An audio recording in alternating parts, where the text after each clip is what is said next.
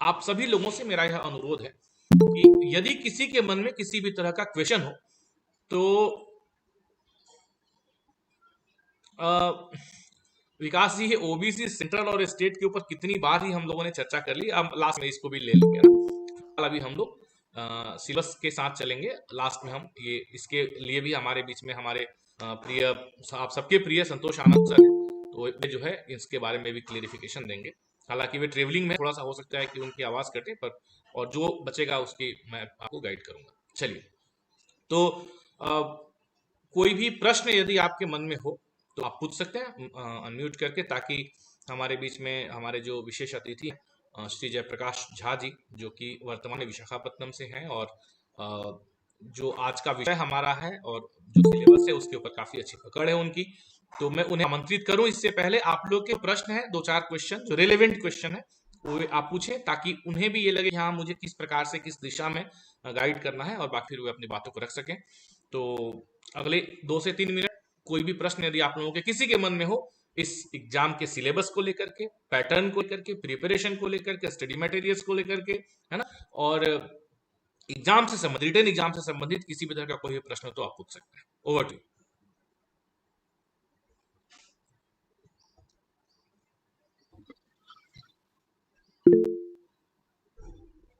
जी। अनुश्री शर्मा जी बताइए।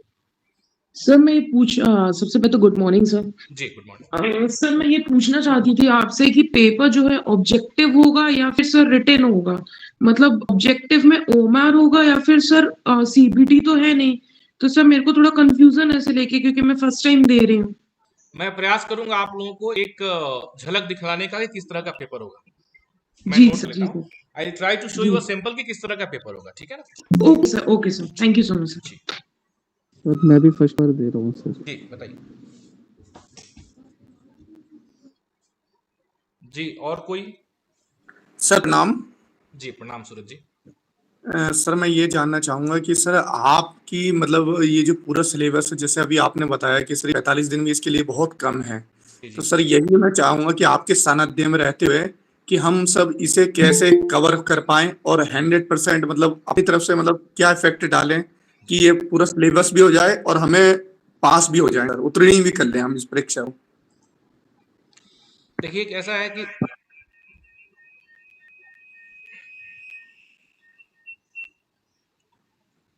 जी, तो बिल्कुल हमारा पूरा प्रयास रहेगा कि आप लोगों को हम गाइड कर सकें, और इसी कारण से आज हम लोग यहाँ पे इकट्ठा हुए हैं।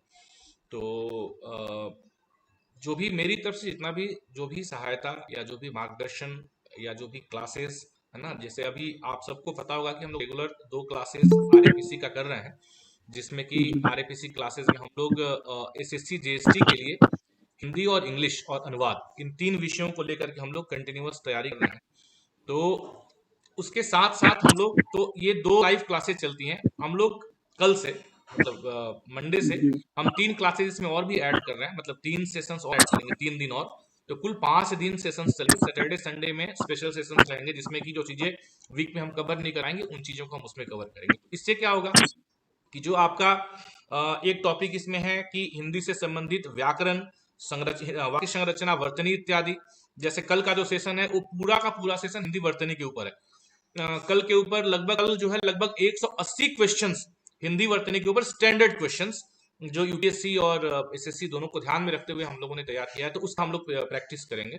इसीलिए हमने इसका नाम ही रखा है प्रैक्टिस एंड प्रिपरेशन। ये कोई टीचिंग या कोई शिक्षण वाली बात नहीं है, कोई शिक्षा नहीं दे, हमारे पास इतनी शिक्षा है भी नहीं कि हम शिक्षा दे सकें। हमारा मकसद ये है कि आप लोगों के साथ हम एक प्रिपरेशन करना चाहते हैं, साथ बैठ के मिलके बातचीत करके चीजों को डिस्कस करके, कुछ मैं आपको बताऊंगा, कुछ आप मुझे बताएंगे, और इस तरीके से हमारा कारवां आगे बढ़ेगा।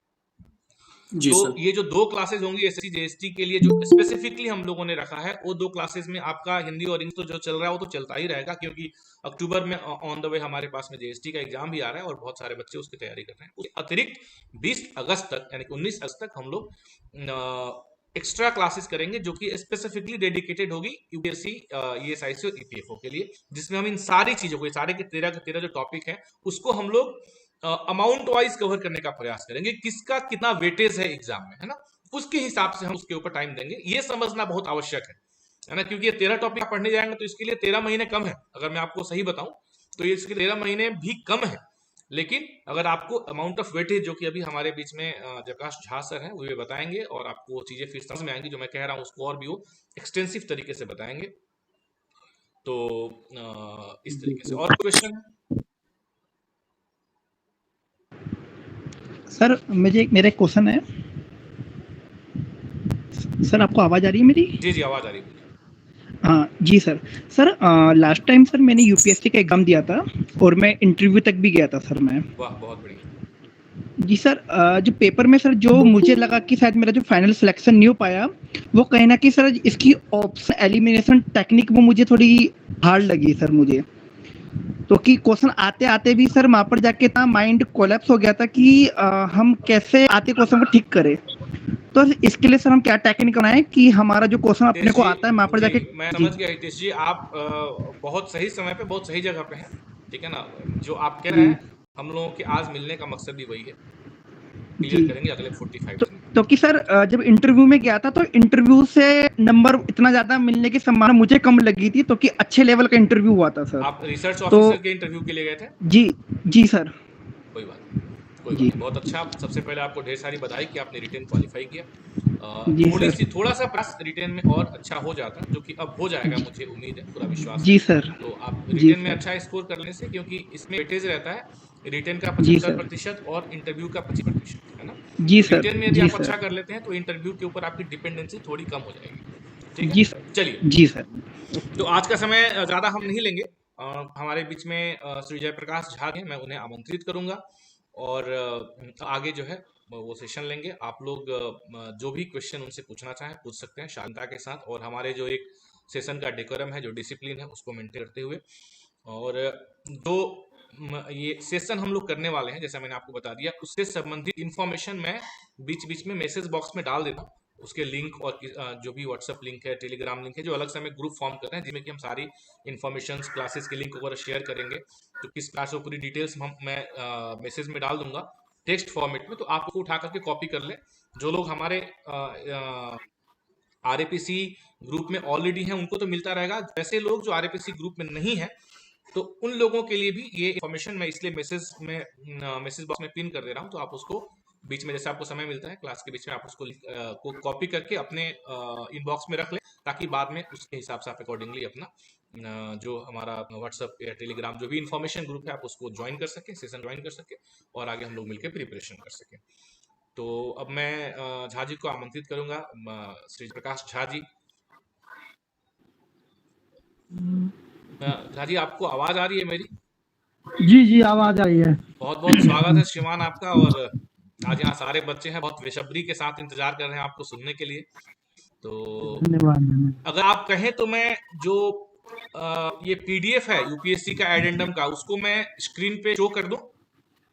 कर सकते हैं, ठीक, ओवर टू यू सर। सभी साथियों को नमस्कार।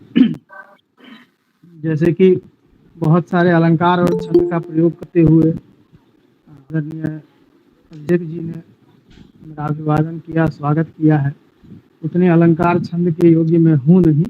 मैं बिल्कुल एक मतलब सामान्य विद्यार्थी हूँ जो अभी भी पढ़ रहा हूँ। हाँ, बस इच्छा ये है कि जो मैं पढ़ रहा हूँ वो आपको थोड़ा सा बता सकूं, ताकि आपको तैयारी करने में थोड़ी सहूलियत हो। क्योंकि परीक्षाओं में परिणाम के बाद जो लोग सफल हो जाते हैं वो समाज को प्रिय होते हैं, लेकिन जो असफल लोग होते हैं जिनमें सफलता की पूरी काबिलियत मौजूद होती है फिर भी वो सफल नहीं हो पाते हैं, तो वो समझता हूँ कि वैसे लोग आपका ज़्यादा मार्गदर्शन कर सकते हैं मेरे विचार से। तो मैं उसी श्रेणी में हूँ।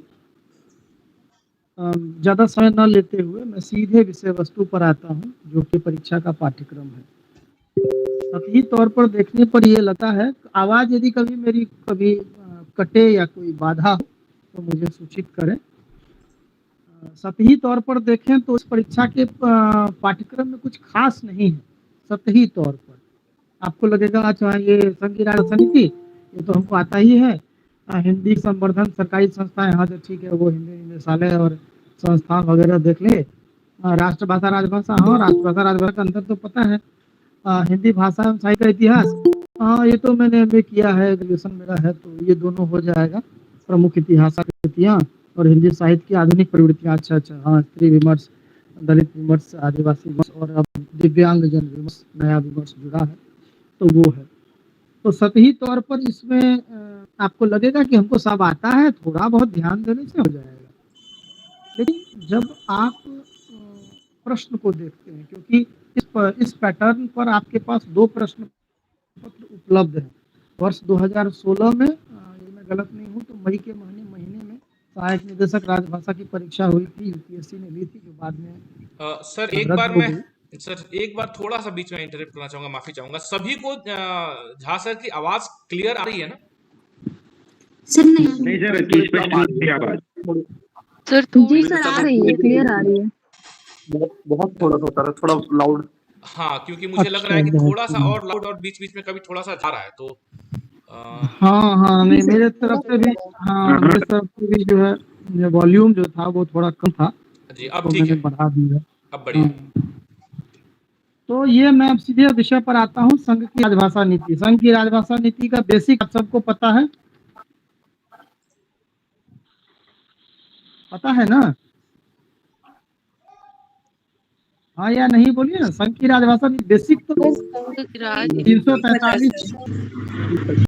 नहीं सर, नहीं पता है, आप एक बार बता दीजिए। गड़बड़ा दिए आप। 343 तो आता है ना आप लोगों को? हाँ सर, 343 सेक्शन आप लोगों को पता है या नहीं पता है?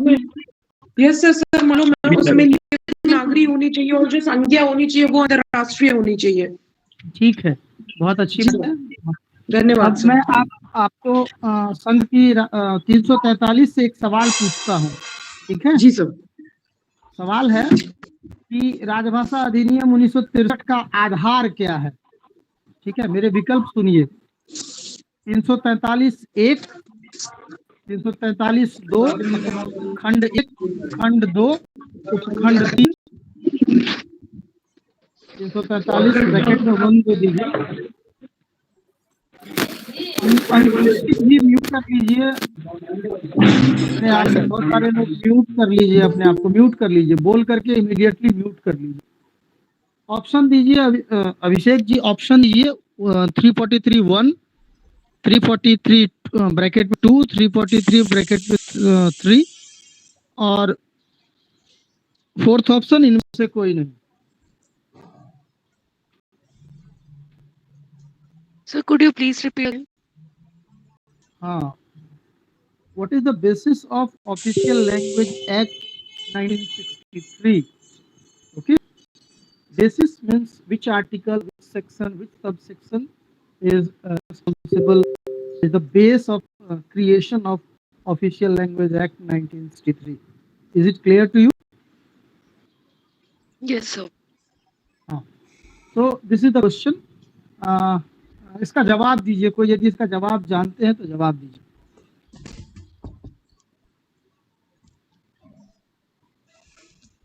जवाब दीजिए। 343 से सवाल पूछे हैं, देखिए कोई भारी सवाल ही पूछे हैं, पढ़ना क्या है वो मैं बता रहा हूँ आप लोगों को, ठीक है? 1 होना चाहिए सर। चलिए, अब एक आदमी 1 बोल दीजिए, एक आदमी 2 बोल दीजिए, एक आदमी 3 बोल दीजिए। सर 3। सर एक ही है सर, एक पहला ही है सर इसका। देखिए, ये मैं थोड़ा आप लोगों को मतलब ये प्रश्न इसलिए मैंने पूछा है कि होता क्या है कि हमको लगता है कि हमें सारी जानकारी है, ठीक है, लेकिन आपकी जानकारी में से ही प्रश्न बनाए जाते हैं और आप उस प्रश्न पर जाकर फिसल जाते हैं।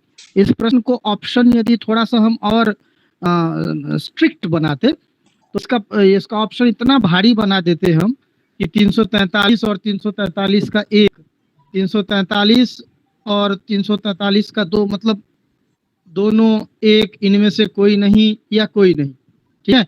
असल में आप लोग कोई पढ़ेंगे 343 का सेक्शन 3 पढ़िए, किसी के पास यदि है अभी एक्ट सामने में, नहीं है तो मैं पढ़ूंगा। आप कोई एक प्रतिभागी या अभिषेक जी 343 का 3 पढ़ के सुना दीजिए।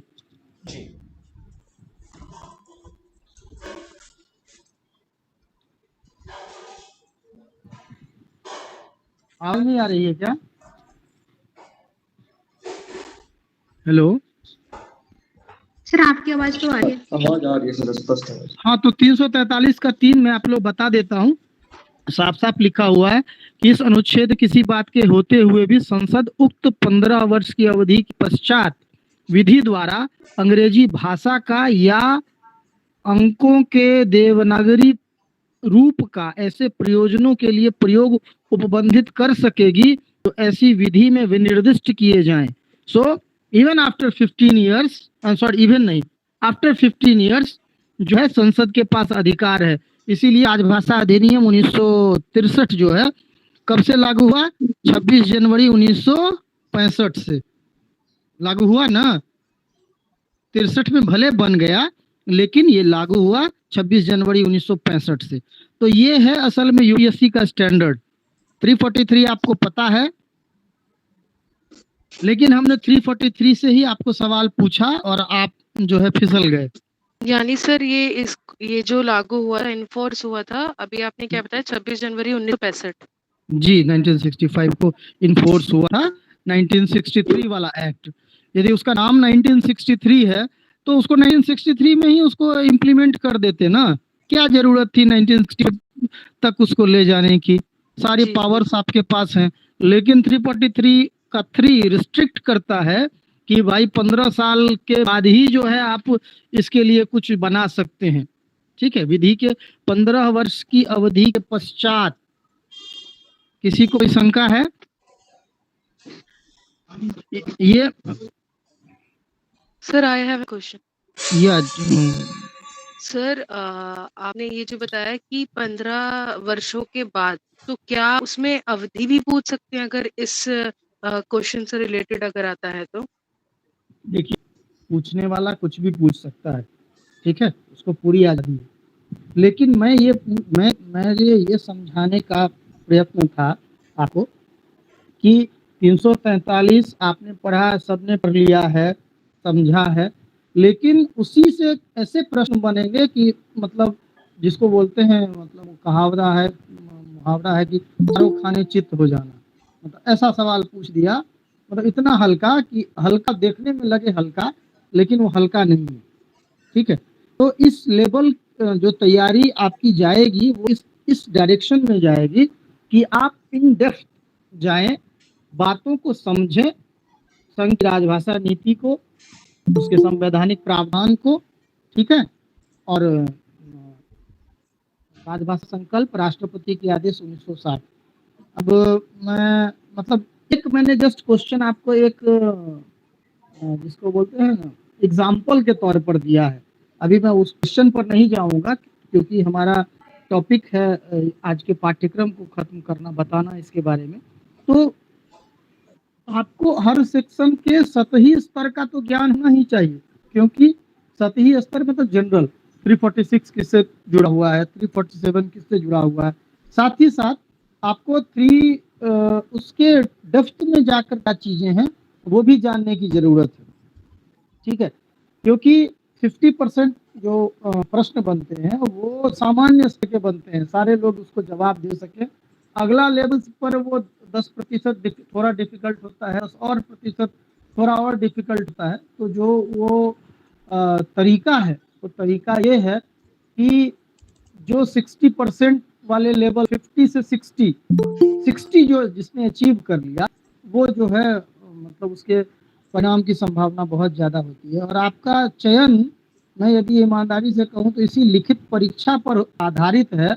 यदि मैं कहूँ तो मैं कुछ ज़्यादा नहीं बोलूँगा, क्योंकि इंटरव्यू में 25% वेटेज है। यदि रिटर्न में किसी के 65 मार्क्स हैं और उसका इंटरव्यू थोड़ा बहुत खराब गया है, और रिटर्न में किसी के 60 मार्क्स हैं, उसका इंटरव्यू बहुत अच्छा गया है, तो किसका चयन होगा, कोई बताएगा? सर जिसके रिटर्न में अच्छे नंबर थे सर। बिल्कुल, रिटर्न में जिसके अच्छे अंक थे उसी का चयन होगा। वेटेज 75% यहाँ है। आप 5 अंक की दूरी को इंटरव्यू से पाट नहीं सकते हैं। यहाँ 2-3 प्रश्न, किसी के 55 सही हैं, किसी के 58 सही हैं, 58 वाला बाजी मार जाएगा, ठीक।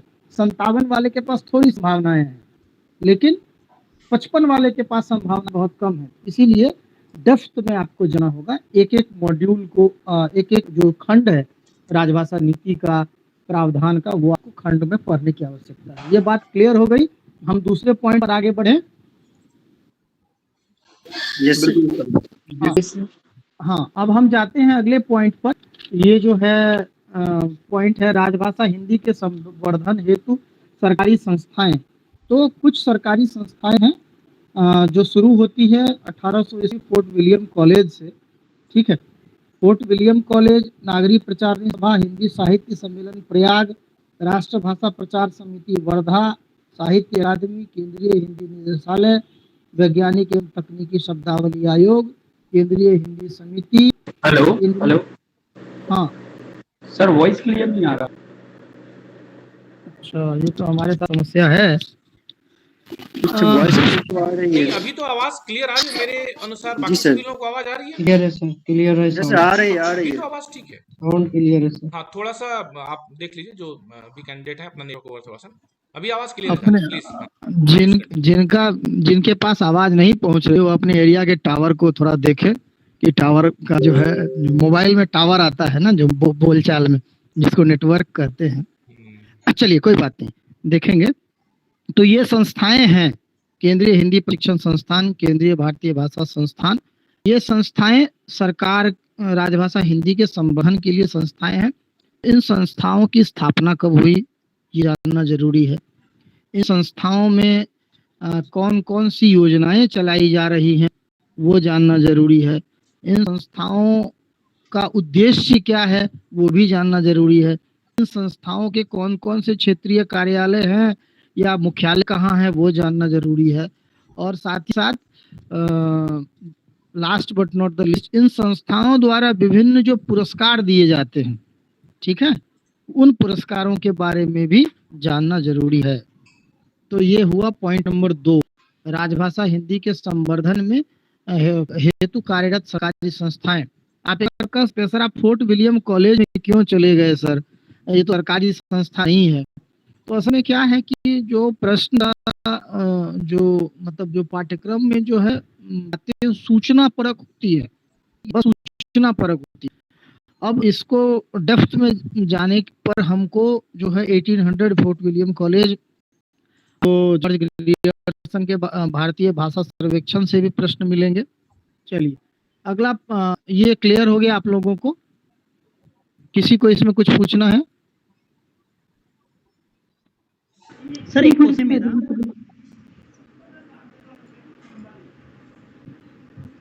सर क्वेश्चन है। बोलिए सर। लास्ट टाइम में सर इसी से 2 क्वेश्चन आए थे, तो सर इसमें क्या हमसे सर पुरस्कार भी पूछ सकता है? प्रबोध, प्रवीण और पराग से रिलेटेड कितने प्रतिशत और जो कर्मचारी होते हैं और जो प्राइज दिया है, क्या वो भी हमें करना चाहिए, या केवल जो मापदंड होता है कि प्राथमिक स्तर पर, माध्यमिक स्तर पर, या इतना ही पढ़ना चाहिए सर अपने को?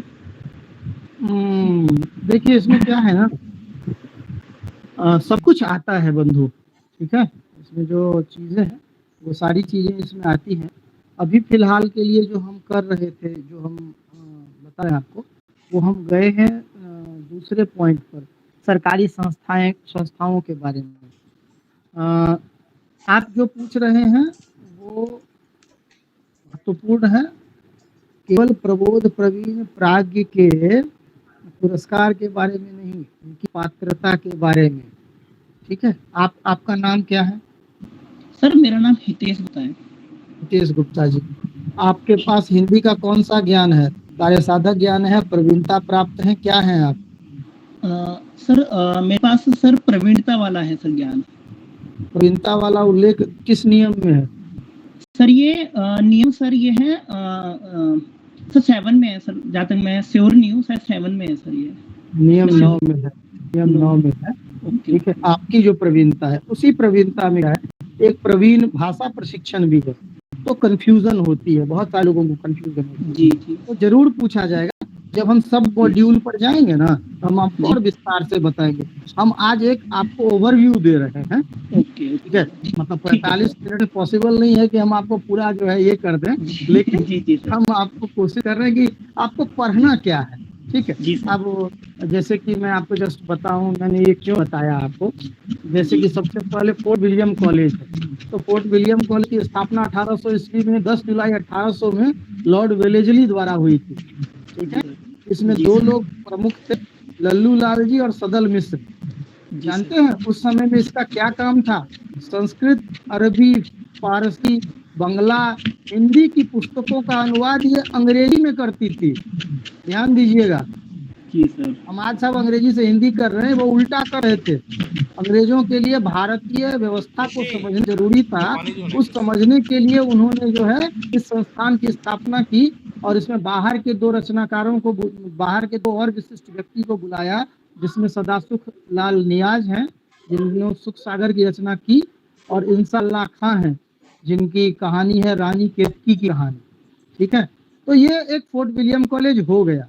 ठीक है, थोड़ा सा इसको आप यदि विकिपीडिया या जो ऑथेंटिक जो वेबसाइट है उससे थोड़ी सूचना ले लेंगे तो आपका काम हो जाएगा।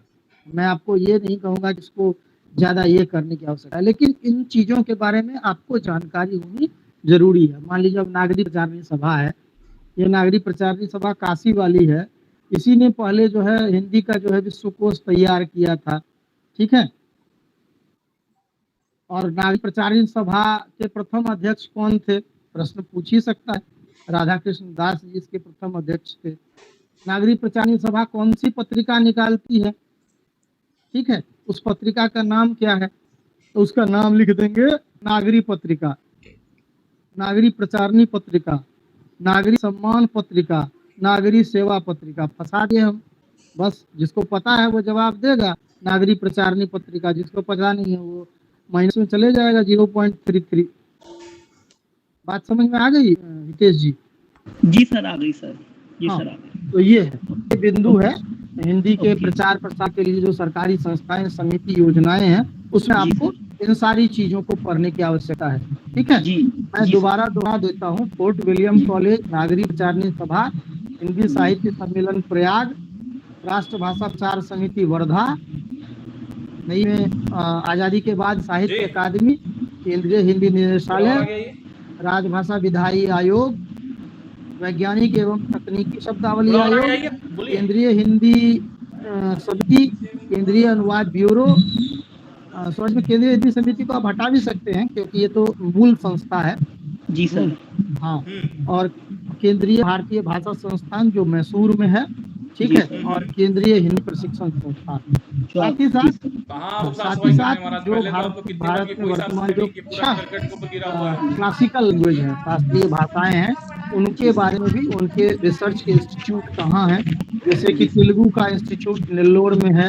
अभी हाल ही में कन्नड़ भाषा जो है वो मैसूर से हटा करके मैसूर विश्वविद्यालय में शायद उसको स्थानांतरित कर दिया गया। तो मतलब कहने का मतलब है अद्यतन जानकारी, अपडेटेड इंफॉर्मेशन। ठीक है जी सर। हाँ, ये हो गया आपका। तीसरे पॉइंट पर आते हैं, राष्ट्रभाषा एवं राजभाषा। तो सर ऊपर में तो बोल ही दिए हैं इतना राजभाषा, फिर दोबारा राष्ट्रभाषा राजभाषा क्या है, प्रश्न है। तो ये राष्ट्रभाषा राजभाषा पर महत्वपूर्ण विद्वानों की जो पंक्तियां हैं, ठीक है, वो पंक्तियां इसमें काम आती हैं।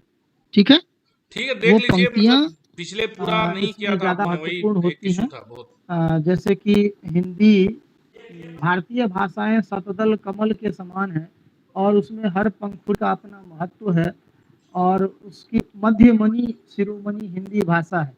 यह पंक्ति किसकी है? ये ऐसे करके ये प्रश्न जो है ये गुरुदेव रविन्द्रनाथ टैगोर की पंक्ति है। तो ये पंक्तियां पूछी जा सकती हैं। ठीक हो गया, ये समझ गए बात, राष्ट्रभाषा राजभाषा क्या है? Yes sir. हाँ, अब हम जाते हैं हिंदी साहित्य, हिंदी भाषा एवं साहित्य का इतिहास और हिंदी के प्रमुख साहित्यकार एवं कृतियां। ये जो 2 पॉइंट है, देखिए ये बहुत भास्ट है ना, लेकिन इसको कम करने का रास्ता ये है। इसको कम करने के लिए क्या है कि जिस पुरस्कारों को साहित्य अकादमी पुरस्कार मिला है, जिन कृतियों को, माफ कीजिएगा, जिन कृतियों को ज्ञानपीठ मिला है, जिन कृतियों को सरस्वती सम्मान मिला है, उन कृतियों को आप अपने सामने रख लें, ठीक है। इस वर्ष मिला है, क्या मिला है, तो वो आपका एक तीर से दो निशाना होता है। एक तो आप हिंदी साहित्य की भी बातें जानते हैं, साथ ही साथ जो पुरस्कृत रचनाएं हैं उनके बारे में भी आपको जानकारी मिलती है। और उसके बाद जैसे कि भारतीय भाषा परिवार क्या है, ऑस्ट्रिक भाषा परिवार क्या है, ठीक है, उस भाषा परिवार के बारे में एक ओवरव्यू जो है वो इसमें सम्मिलित हो जाता है। हिंदी भाषा वाले खंड में हिंदी भाषा एवं साहित्य, मतलब हिंदी भाषा किस भाषा परिवार की भाषा है, तो और दूसरी भाषा परिवार का प्रश्न जो है उसके साथ ही जुड़ा हुआ हो जाता है, तो उसको भी हम लोगों को देखने की जरूरत है, ठीक है। सर एक क्वेश्चन था जी जरूर कहिए। इसमें जैसे हिंदी भाषा जो है, तो इसमें जो विकास है, जैसे सौर सैनी हो गया, सौर सैनी, अपभ्रंश, अर्धमागधी, मागधी, तो इसको नहीं पढ़ना है क्या? पढ़ना है, मैं बता रहा हूँ। आधुनिक अपभ्रंश और आधुनिक भारतीय भाषाएं, ठीक है, इसको नहीं पढ़ना है ये बोल करके ब्लंडर नहीं कर सकता है कोई, ठीक है। अनिवार्य रूप से पढ़ना है, अच्छे से पढ़ना है, क्योंकि लेकिन बहुत ज्यादा डेप्थ में जाने की जरूरत नहीं है। बस आप जो है भाषा, उपभाषा, बोलियां क्या है, ठीक है, किस अपभ्रंश से, पैसाची अपभ्रंश से लहंदा और पंजाबी जो है पंजाबी भाषा है, मोटा मोटा पढ़ना है कि अर्धमागधी में हमारे कौन कौन सी भाषा? जी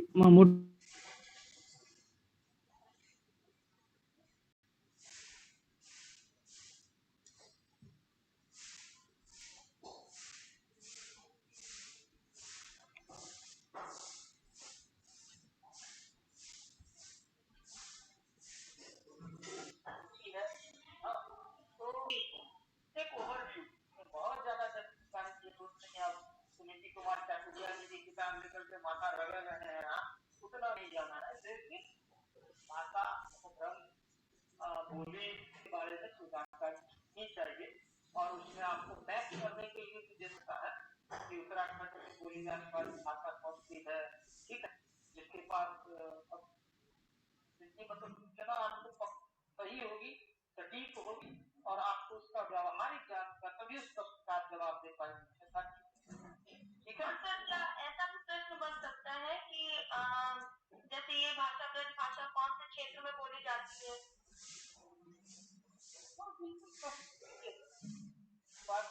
भावना कोई व्यक्त नहीं कर सकता, कैसे बन सकता है और कौन क्या नहीं कर सकता है। आपके मन में ये सवाल आ रहा है, इसका मतलब ये प्रश्न बन सकता है, बिल्कुल बन सकता है। आप ही को दिया जाए क्वेश्चन देख लीजिए, आप घुमाने के लिए बेकार नहीं बन सकता। जी सर। हाँ, तो वो चीज है, ये मतलब हिंदी, इसमें हिंदी, अंग्रेजी हिंदी उत्तर स्तर की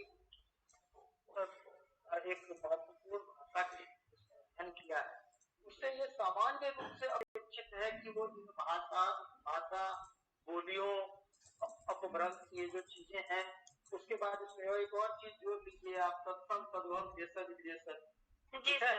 हाँ, सत्संग शब्द, देशज शब्द, विदेशज शब्द। हाँ, इसमें एक और कृतियों में मैं आप लोग को और एक गाइडलाइन दे रहा हूँ। यदि ज्यादा कृतियां आप नहीं पढ़ सके तो नेट का सिलेबस जो है इकाई 1 से लेकर इकाई 10, ठीक है। हाँ, वो इकाई 1 से इकाई 10 में जो उपन्यास सबका नाम है ना, वो सारा पढ़ लीजिए। मतलब उपन्यास के नाम वो तो सर पता है, उसमें कोई दिक्कत नहीं है, वो तो पता है, उसमें कोई दिक्कत नहीं है। जी सर। हाँ, अच्छा, तो फिर मोहन राकेश के 3 नाटक का नाम बताइए। क्या सर? मोहन राकेश के 3 नाटक का नाम बताइए। आधे अधूरे आसार का एक। बहुत बढ़िया, तब आप सही मिनट की तैयारी है, आपकी लाइन पर है, और आपके लिए इस सेक्शन में बहुत अच्छा स्कोर करने की संभावना है। इसमें एक और पॉइंट है, मैं आपको बताऊं कि पाश्चात्य विद्वानों ने जो या हमारे हिंदी के विद्वान जो अनुवाद कार्य किया है, आचार्य शुक्ल जी ने अनुवाद किया है, ठीक है। हाँ, उधर मैक्स मुलर जी भी अनुवाद में आते हैं, गीता का अनुवाद हुआ है, तो ये सब भी इस श्रेणी में आ जाएंगे। ठीक है। तो सर पाश्चात्य काव्य शास्त्र में ऐसे जैसे प्लेटो, अरस्तु, इन सब ने जो भी अपने सिद्धांत दिए हैं, जो भी दर्शन बताए हैं, क्या उनको भी पढ़ना है? नहीं नहीं, उसको नहीं पढ़ना है, उस दर्शन को नहीं जानना है। लेकिन अब लाइट ऑफ एशिया जो है वो बुद्ध चरित्र है, ठीक है। अब विलियम जोन्स ने किसका अनुवाद किया है? गीता का अनुवाद किसने किया? कैसे? गीता भगवत गीता का अनुवाद किसने किया है? अंग्रेजी में, जर्मनी में, जर्मन भाषा में। तो ये ऐसे अनुवाद बिल्कुल अनुवाद की जो कृतियां हैं, रामचरितमानस का अनुवाद, रामचरितमानस पर जो है सबसे बड़ा शोध फादर काबिल बुल्के जी का जो है, ठीक है। तो ये जो अनुवाद में उल्लेखनीय काम हुआ है, जो महत्वपूर्ण अनुवादक रहे, ठीक है, और अनुवाद कार्य करके अपनी भाषा को समृद्ध किया है और हिंदी को भी समृद्ध किया, तो वो कुछ महत्वपूर्ण लोग हैं, वो जिनकी संख्या दहाई में ही है, सैकड़े नहीं है, तो बस लोगों के बारे में एक ओवरव्यू देना है, ताकि उसके बारे में उसके जो प्रश्न छूटे, ठीक है। और हाँ, हिंदी साहित्य में हम आते हैं तो ये नॉर्मल है कि छायावाद, प्रयोगवाद के जो प्रमुख कवि हैं उनकी क्या रचनाएं हैं, ये जानना जो है स्वाभाविक ही है, इसमें कुछ बड़ा नहीं है।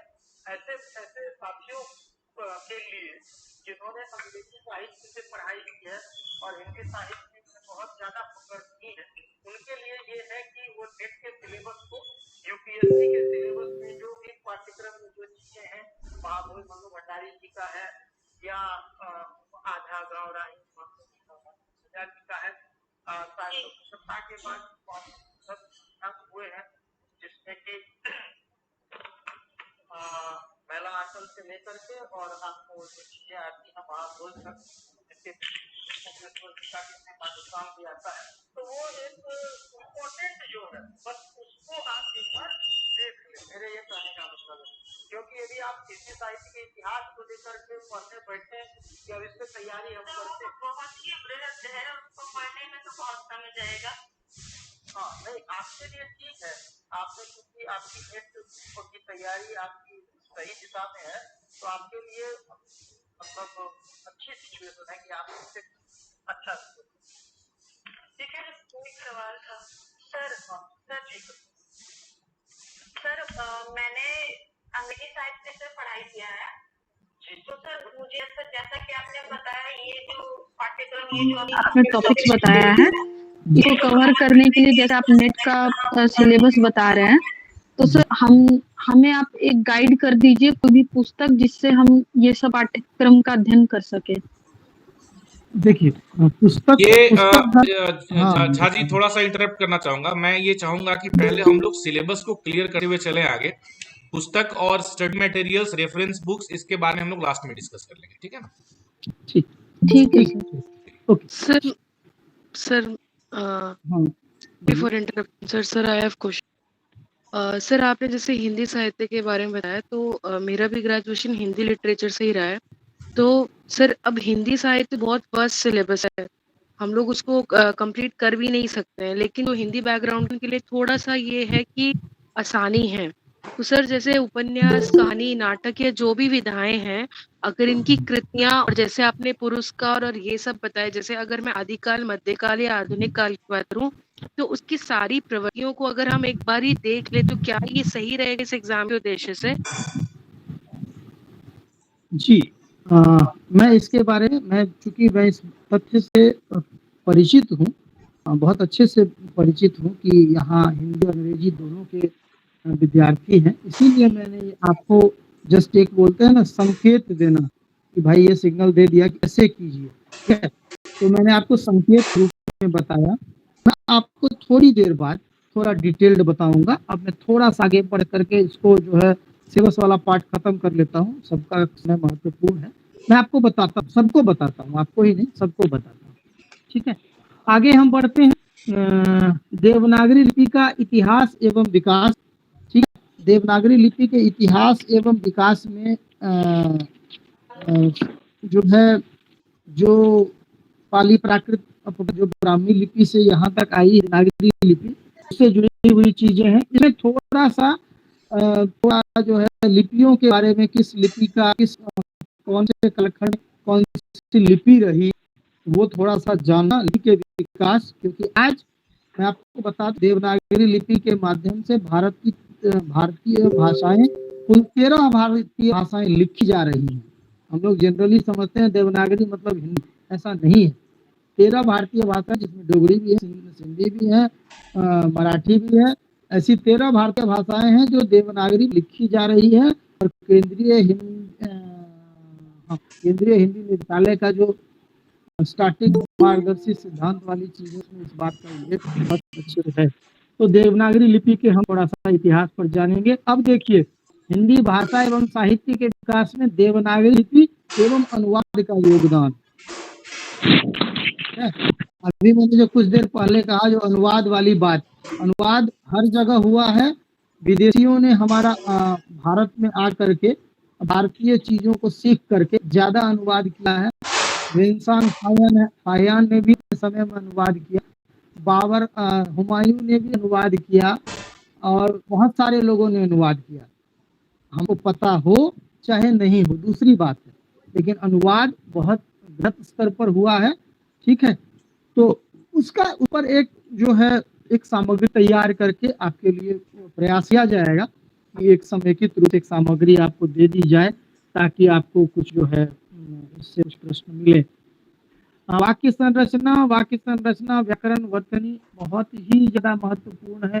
देखने वाली बात यह है कि जो मानकीकरण के सिद्धांत है, ध्यान दीजिएगा, मानकीकरण के सिद्धांत के अनुसार कौन सा रूप मानक है। क्योंकि होता क्या है इसमें कि विश्वविद्यालय आप लिखे, हम भी लिखें, तो सबको अपना विश्वविद्यालय सही, वो केंद्रीय हिंदी निदेशालय वाला मानकीकरण की जो चीजें हैं, ठीक है, उसको आपको इसमें रखना होगा। वाक्य संरचना देखिए, इसमें बहुत सारे वाक्य आपको मिलेंगे, जैसे कि एसएससी में भी के प्रश्न में जैसा होता है, ये वाक्य संरचना में कहाँ त्रुटि है, त्रुटि नहीं है। ठीक है, मैंने आम खाया, ठीक है, राम ने आम खाया, तो वहाँ उसमें थोड़ा सा इस सेक्शन में आप थोड़ा व्याकरण के खंड को, वर्तनी स्पेलिंग, वर्तनी के लिए आपके लिए मैं बता दे रहा हूँ कि वो केंद्रीय हिंदी निदेशालय का जो मानकीकरण वाला है वो आपकी काफी मदद करेगा। आगे हम बढ़ते हैं हिंदी से संबंधित आईटी टूल्स। हिंदी से संबंधित आईटी टूल्स में राजभाषा विभाग की वेबसाइट पर, सीडेक पर और अभिषेक जी के पास बहुत सारी सामग्री है, वो आपको इस दिशा में जो है ज्यादा मार्गदर्शन करेंगे। हाँ, उसके बाद ई गवर्नेंस में हिंदी। देखिए, ई गवर्नेंस में हिंदी पहले हम सोचते थे अरे इसमें क्या पूछ सकता है भाई हिंदी में, लेकिन जैसे ई ऑफिस में कौन कौन सी चीजें उपलब्ध हैं, मैनेजमेंट वाले सेक्शन में, लर्निंग वाले सेक्शन में, साथ ही साथ महत्वपूर्ण मंत्रालयों के वेबसाइट का एक बार अवलोकन जरूर करें, इसरो को देख लें। बहुत सारे लोग बोलते हैं हिंदी में काम करना मुश्किल है, लेकिन जबकि राजभाषा गौरव और कीर्ति पुरस्कार, ठीक है, राजभाषा गौरव और कीर्ति पुरस्कार में प्रथम पुरस्कार जाती है इसरो, तो ये न कहीं बताता है कि हिंदी में वैज्ञानिक अनुसंधान या हिंदी वैज्ञानिक अनुसंधान के क्रम में बाधक नहीं है, मेरे कहने का तात्पर्य। साथ ही साथ विभिन्न मंत्रालयों की बहुत सारी पत्रिकाएं निकलती, ठीक है, और साथ ही बहुत सारी संस्थाओं की भी, जैसे हिंदी की महत्वपूर्ण पत्रिकाएं हैं, वो हंस से प्रारंभ करके और अभी वागार्थ आलोचना तक। तो इसमें जो महत्वपूर्ण है उसके संपादक कौन हैं, प्रथम संपादक कौन थे, अभी के संपादक कौन हैं, इसको थोड़ा देख लें। आईटी टूल्स में यूनिकोड के बारे में अभिषेक ने लिखा, जी बिल्कुल, ये जो है यूनिकोड के बारे में आप सा समझ लें, यूनिकोड ही क्यों। और साथ ही साथ सूचना एवं प्रसारण मंत्रालय, ठीक है, और बताता हूँ उच्चतर शिक्षा विभाग, मानव संसाधन विकास मंत्रालय, और ये 2-3 मंत्रालयों के महत्वपूर्ण वेबसाइट्स आप जरूर देख लें, क्योंकि हिंदी के प्रचार प्रसार में सीडैक पुणे वगैरह है, और उसके बाद कंठस्थ वगैरह वाली नई चीज है, राजभाषा विभाग उसको ये कर रहा है। सरल हिंदी वाक्य कोश, मैं आप लोगों को एक अनुवाद के बारे में बता देता हूँ। सरल हिंदी वाक्य कोश जो है उपलब्ध है राजभाषा विभाग की वेबसाइट पर। बहुत सारी अनुवाद की सामग्री, जिनकी अंग्रेजी थोड़ी कमजोर है उनके लिए संभव नहीं है कि सारा अनुवाद कर लें, सब समझ लें, तो जो रेडीमेड अनुवाद सामग्री राजभाषा विभाग की वेबसाइट पर उपलब्ध है, और कुछ मानक टिप्पणियां वो बैंक से जुड़ी हुई और आपके विभिन्न मंत्रालयों विभागों से जुड़ी हुई वो भी उपलब्ध है। अभिषेक जी आपको वो थोड़ा सा मतलब बल्क में उपलब्ध करा देंगे, ताकि आपको जब समय मिले, क्योंकि देखिए यहाँ 13 सेक्शन है, तो कोई 1-2 सेक्शन 3 सेक्शन में धुरंधर हो सकता है, हो सकती है, हो सकते हैं, उसमें कोई ये नहीं है, कोई 4 में हो सकते हैं, लेकिन चयन होगा जिसका सब में औसत रहेगा, और 1-2-3 जिसका 2-3 जिसमें इसका वेटेज होगा। साथ ही साथ दूसरे में ई गवर्नेंस में यदि आप 2-3 साल सही बना लेते हैं, जितने सवाल होंगे आप अपना नॉर्मल परफॉर्म करते ही हैं, लेकिन 2-3 सवाल ई गवर्नेंस का आप यदि सही बना के आ जाते हैं तो एड ऑन हो जाएगा, आप बहुत आगे निकल जाएंगे। लेकिन कोई हिंदी साहित्य पर बहुत फोकस किया, सब कुछ किया, तो एक सीमा है कि आपको 20 प्रश्न से ज्यादा वहां नहीं मिलेंगे। भले ही हिंदी साहित्य भाषा कृतियां विमर्श के लिए 4, 5, 6 खंड है, लेकिन आपको 20 प्रश्न से ज्यादा वहां नहीं मिलेंगे। ठीक है। तीसरी हिंदी संबंधी सामान्य ज्ञान। अरे जो सामान्य ज्ञान है असल में कभी सामान्य नहीं होता है, इसका मतलब विशेष ज्ञान। ठीक है, ये सामान्य ज्ञान धोखा देने के लिए दिया गया शब्द होता है। अब हिंदी के संबंध में सामान्य ज्ञान में बहुत सारी चीजें आ जाती हैं कि जो भी चीजें ऊपर छूट गई सामान्य ज्ञान के नाम पर उसको सब जोड़ देते हैं और सिलेबस और भास्ट हो जाता है। राजभाषा विभाग का वार्षिक कार्यक्रम अनुवाद अधिकारी की गीता है, ध्यान दीजिएगा, ध्यान से सुनिएगा। राजभाषा विभाग के वार्षिक कार्यक्रम को राजभाषा विभाग की गीता कहा जाता है। उसका बड़ा अच्छे से मनन कर लें, ध्यान पढ़ लें उसको। साथ ही साथ उसके प्रायोगिक प्रश्न जो है वो आपको अभिषेक बताएंगे। एक सवाल नराकाश के बारे में है, विदेशों में नराकाश के बारे में है, वो मैं सवालों पर अभी नहीं जाऊंगा। तो ये एक आपका ओवरव्यू है। 50-50 हो आपके पास तभी ऑप्शन पर क्लिक करें। यदि कोई आइडिया नहीं है तो निगेटिव करने का कोई मतलब नहीं है। ठीक है सर, एक चीज पूछनी है। हाँ जी सर, कल ही राजभाषा की वेबसाइट देखी थी मैंने, जैसे सरल हिंदी वाक्य कोश, और आप बता रहे हैं वहाँ पे छोटे छोटे अनुवाद रेडी दिए हुए हैं। तो अनुवाद अगर देखें तो करीब 2-2.5 हजार दे रखे हैं, लेकिन जो वार्षिक कार्यक्रम है वो 2023 का भी दिया हुआ है। वो 2023 का ही देखेंगे या पिछले 1 साल का भी देखना जरूरी? हाँ, 2023-24 का वार्षिक कार्यक्रम में लगभग बातें पेस्ट होती हैं, तो इसको लेकर के ज्यादा सोचने की आवश्यकता नहीं है। वार्षिक कार्यक्रम का आधार क्या है? ठीक है, आधार क्या है? तो आधार है आपका राजभाषा संकल्प 1968, और पहला वार्षिक कार्यक्रम, यदि मैं गलत नहीं हूँ अभिषेक जी, तो ये 1967 में 68 में जारी किया गया था।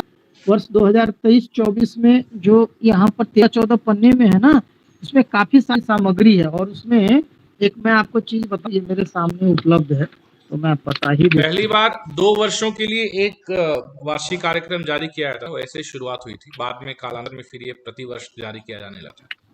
हाँ, वार्षिक तो कार्यक्रम हाँ। जी, वार्षिक कार्यक्रम 2022 और 2023 में जो प्रश्न पूछा अभी शालू जी ने, वार्षिक कार्यक्रम 2022 और 2023 में कुछ अंतर है। ऐसा हम नहीं कह सकते हैं कि बिल्कुल भी अंतर नहीं है, कुछ ऐसे पॉइंट है। तो हम लोग जिस दिन वार्षिक कार्यक्रम को डिस्कस करेंगे, क्योंकि जैसा अभी सर ने बताया, वार्षिक कार्यक्रम बहुत ही महत्वपूर्ण विषय है। उन्होंने कहा अनुवाद अधिकारी के लिए ब्रह्मास्त्र, कुछ शब्द उन्होंने यूज किया, वो तो है ही है, परंतु उसके अतिरिक्त आपके परीक्षा के लिए भी ये ब्रह्मास्त्र की तरह है, क्योंकि इसके क्वेश्चन यदि आप सारे कर लेते हैं तो बहुत हद तक आपका एक ग्रिप आप मान के चलिए कि आपका उस सेगमेंट पे हो जाएगा। तो जो अंतर है मूलभूत में, जो अंतर है, मूल अंतर 2023 में, उसको हम लोग जिस दिन सेशन करेंगे वार्षिक कार्यक्रम के ऊपर, उस दिन हम उसे विस्तार में उसकी चर्चा करेंगे। 2023-24 का अभिषेक जी लक्ष्य में कोई अंतर नहीं है, लेकिन जो सामग्री है, हाँ सामग्री, और ये एक इसका जो पेज नंबर 12 है, पेज नंबर 12 हिंदी अंग्रेजी में, ठीक है, मैं सबको बता देता हूँ, पेज नंबर 12 और 13 याद कर लीजिएगा, ठीक है, तो के साथ 12-13 याद कर लीजिएगा, 5-7 प्रश्न इससे लेंगे। अब एक प्रश्न झा जी, एक प्रश्न मैं लिख के काफी देर से खाऊं, आप इंतजार कर रहा हूं, जैसे मतलब प्रश्न किस तरह से हो सकते हैं। अब 95 है ना, ये जो नंबर है, इसको 3 ऑप्शन दिया है स्क्रीन पे, आप में से कोई बताएं कि इसमें से कौन सा ऑप्शन सही है। सर पहला वाला। अच्छा, पहला वाला। और सर लास्ट वाला। मंजूषा जी ने कहा अच्छा ठीक है, बढ़िया है। एक अच्छा सर गठन बना के, हाँ गठन बना बोलो, तुम पहला बोलो, हम दूसरा बोलो और तुम तीसरा बोलो। सर पहला वाला ही होगा सर, पहला वाला ही होगा सर। पहला वाला में चलिए 2 वोट हो गए। सर तीसरा है। तीसरा वाला में 1 वोट हो गया।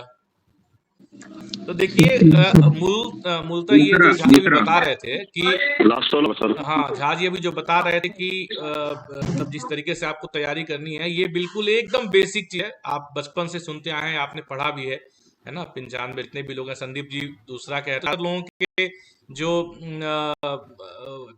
ये है वोट हैं वो पहले और दूसरे में जा रहे हैं। लेकिन अगर आप जैसे जो मानक वर्तनी की बात करते हैं, मानक शब्द और अंकों की बात करते हैं, तो उसके अंदर सही आंसर ये होगा 95। तो ये इस तरह से जो है छोटी चीजों को हमें ध्यान में रखना है। इस एग्जाम पर बहुत बड़ी चीजों को ध्यान में रखने की आवश्यकता नहीं है ना। ऐसा कोई बहुत जरूरी नहीं कि आप पूरा नेट का सिलेबस लेके बैठ जाएं और पूरा नेट का सिलेबस 45 दिन में अगर आप पढ़ जाएं तो आप अच्छा स्कोर कर लेंगे, ऐसा आवश्यक नहीं।